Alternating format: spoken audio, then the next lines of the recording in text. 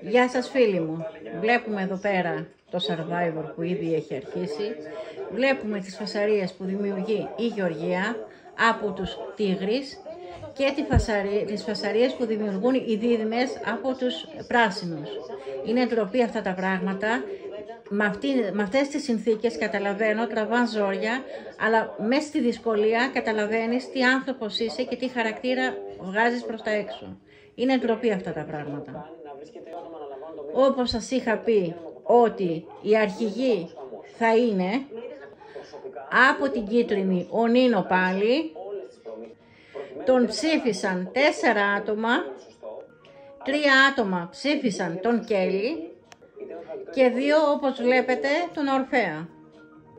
Ενώ από τους αετούς, όπως σας είχα πει, αλλάζει ο Ριγάκης που τον ψήφισαν μόνο 2 άτομα, ενώ 3 ψήφισαν τον Τσάκα για να γίνει αρχηγός.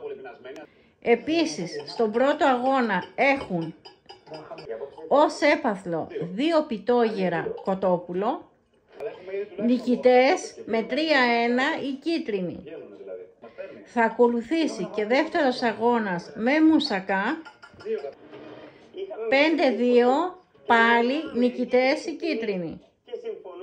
Όπως καταλαβαίνετε αρχίζουν άσχημα την εβδομάδα οι πράσινοι και θα πεινάνε πολύ. Για να δούμε τι θα εξελιχθεί. Αν σας αρέσει το κανάλι μου να κάνετε like. Θα ακολουθήσουν και άλλα βίντεο. Προς το παρόν έχετε την αγάπη μου. Και μην ξεχνάτε την εγγραφή. Να είστε όλοι καλά.